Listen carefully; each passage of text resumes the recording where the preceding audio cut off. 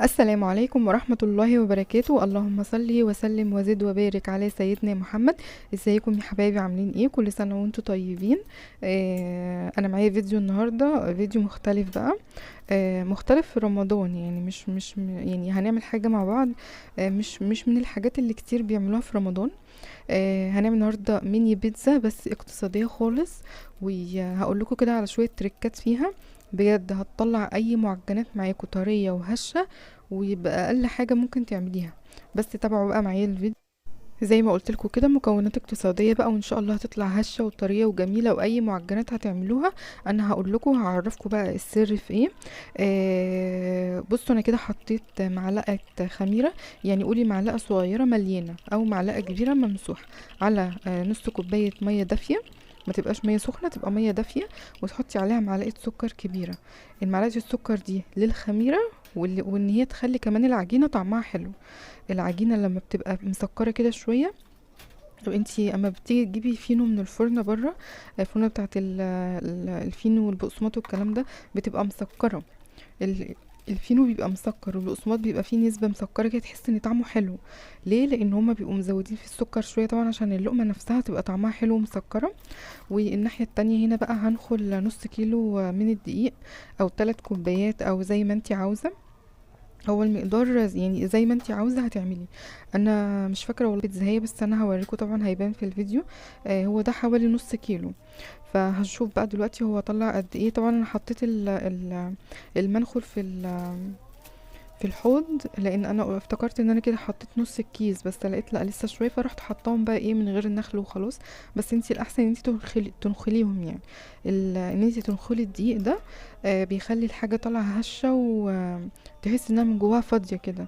اللبابه بتاعتها من جوه بتبقى طريه وحلوه. وحطيت بقى كيس لبن بودره، وشوية ملح، يعني ربع معلقة ملح صغيرة، برضه عشان العجينة تبقى طعمها حلو.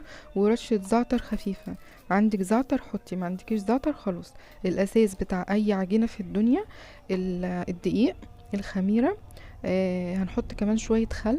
الخل ده من الحاجات اللي بيخلي الحاجة هشة وطرية.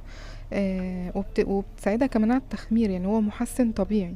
زيه زي البيكنج باودر، وزي الخميرة كمان. فهو بيرفع، يعني هو بيرفع العجينة، بيخليها كمان تخمر بسرعة. تمام. بس كده نقعد بقى ايه نقلب فيها طبعا على قد ما هي تاخد المية، لان مش كل دقيق زي التاني. انا هقول لكم انا حطيت ايه على الدقيق ده، على العجينة دي. انا حطيت نص كيس الدقيق، يعني نص كيلو دقيق. حطيت عليه كيس لبن بودر. مش فاكرة والله كان 3 جنيه ولا ب4 جنيه، مش فاكرة. وحطيت رشة زعتر، موجودة حطي، مش موجودة خلاص.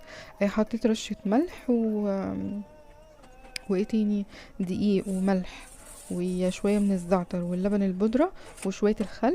وفي الاخر لما بتعجني بقى العجينة وتلميها، بتقومي حاطة على كل كوباية دقيق معلقة زيت. انا حطيت هنا حوالي 3 معالق زيت بس، وسبتها بقى غطيتها لما تخمر.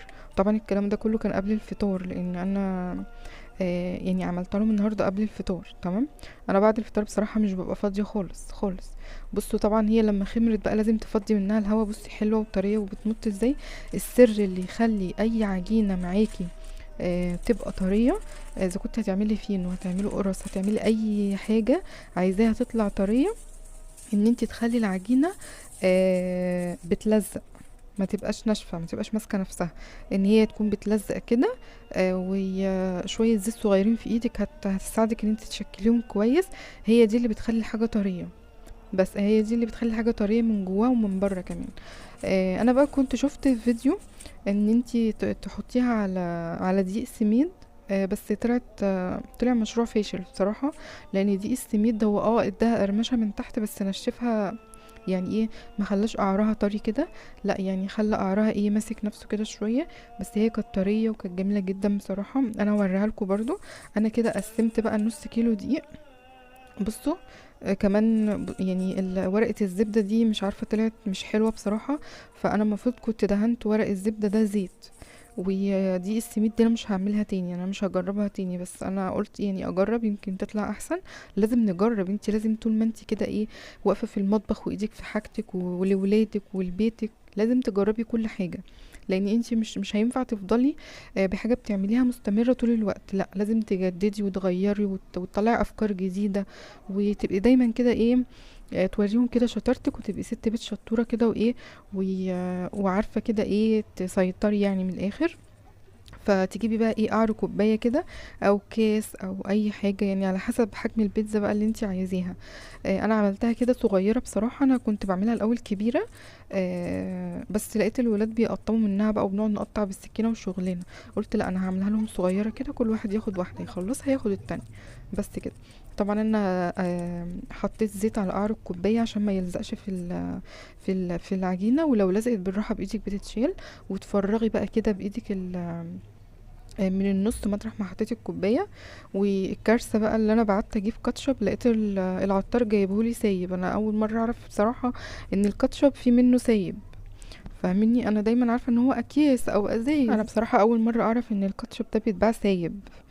بس قلت بقى يلا مش مهم، انا كده كده كان عندي اكياس يعني، بس قلت ايه ازود شويه، لان انا قلت ايه اخلي الاكياس الولاد يحطوها على البيتزا وهم بياكلوها. قلت بقى هجيب شويه اكياس كمان احطها على البيتزا من فوق. انا ما بحطش صلصه ولا الكلام ده، هو بيتزا بتاع ده كاتشب وخلاص. بصراحه بيدي نفس النتيجه يعني. تمام. بصوا بقى، دي الجبنه المطبوخه التركي اللي احنا كنا عملناها، فاكرين لما عملنا العزومه؟ انا عملت الجبنه دي معاكم، كانت عباره عن يعتبر بشاميل، زبده ودقيق وجبنه كتير كتير بقى. وطبعا سبتها تجمد في التلاجة، وعملت منها للعزومه، وكانت بقى حته. فقلت بقى يعني خساره بقى انا احط بقى ايه عليها من البيتزا كده، على البيتزا منها بس. طبعا بعد ما حطيت الجبنه والزيتون بقى وكل حاجه، رشيت رشه زيت من فوق عشان الجبنه تمخها الاول. بعد كده رحت حاطه شويه جبنه موتزاريلا على شيدر على رومي. دي انا جايبه كيس كده جاهز هو كله على بعضه. تمام. ودخلتها الفرن، قعدت حوالي نص ساعه.